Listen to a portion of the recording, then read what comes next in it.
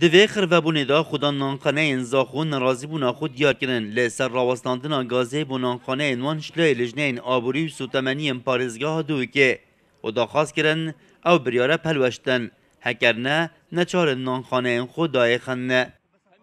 گاز گرونه ب 700 دانه بود چه کسی نصرفت اور گرونه گاز گرونه کری گرونه کهرب گرونه همین تجاریه و هک راست بجن گاز نینه با بوچه تجاری هيا هک برا تجاری قطع کن ما اجار ما گاز نفت چه پونزی خونه یا معنی تجارت بخوامد کن تجارت شعبیت کن افتش تا وصل نگ موصانه هک گاز بدن ما میشول کن گاز نه چه فرنچی شول نکن دخواست ما گاز ما بدن ما برای اینکه 4000 بین کنه 2000 ما شول کنه او 2000 ایش ما قطع کنه و قام ايجار نادو ورد شول قال بشول نکن يعني عزل كرنا فرندي تأثير قال الخلقي بتن تأثير خداني بتن خلقي بالشعبي بتن او عامل شول بكد مطعمه دعوات توازينه همي عفا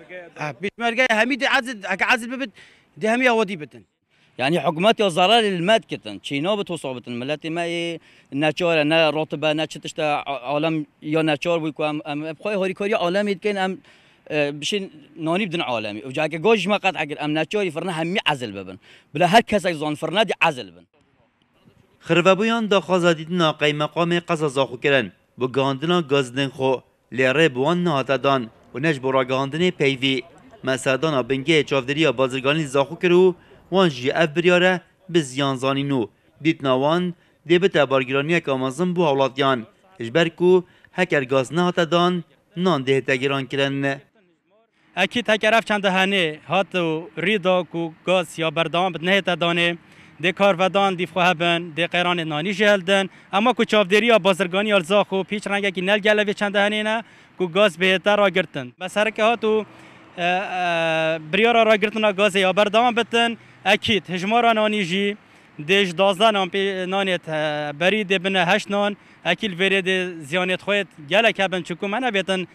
قرارانه يجي سر هلدتن بعد خلق هجار دي زرار مد بالفيچنده هنه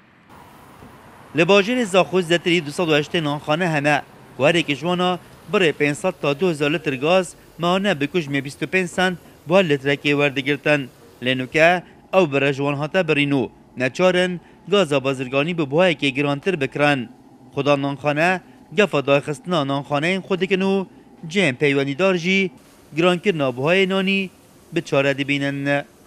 رعت عمر کرسات نیوز زاخو